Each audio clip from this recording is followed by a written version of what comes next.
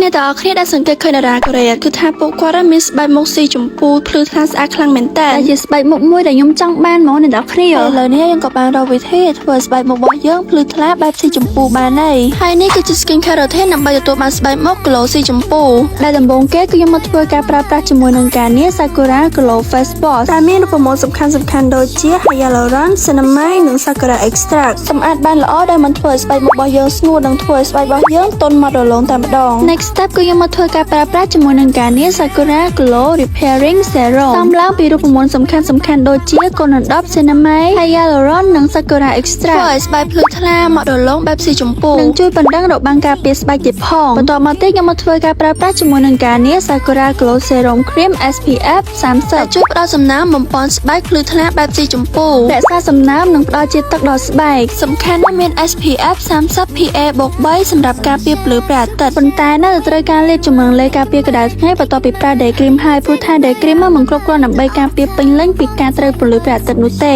ហើយនេះគឺជាស្បែកមុខរបស់ខ្ញុំបន្ទាប់ពីធ្វើការប្រើជាមួយនឹង Skin Care ហើយនិយាយទៅគឺផ្លាស់ប្ដូរពីមុខស្រអាប់ទៅជាមុខភ្លឺថ្លាហ្មងណាឥឡូវហ្នឹងខ្ញុំមកធ្វើការ Make up និងរៀបចំខ្លួនដើម្បីចេញទៅក្រៅហើយសម្រាប់ព័ត៌មានបន្ថែមអំពីផលិតផលអ្នកទាំងគ្នាអាចតាក់ទងបានតាមរយៈ Page Facebook និង TikTok ផ្លូវការឬក៏អាចរកទិញបាននៅតាមបណ្ដាសាទំនើបទូទៅដូចជា Aeon Mall និង Nom Plus Lac ហើយស្បែកមុខរបស់ខ្ញុំមកទោះបីចេញទៅក្រៅមិនក៏នៅតែមុខមានសំណើមភ្លឺថ្លាស៊ីជម្ពូដែរហើយខ្ញុំពិតជា recommend អ្នកគ្នាទៅសាកប្រើប្រាស់ជាមួយនឹងការងារ Sakura Glow មែនតើវីដេអូរបស់ខ្ញុំមានតែប៉ុណ្្នឹងឯងបាយបាយ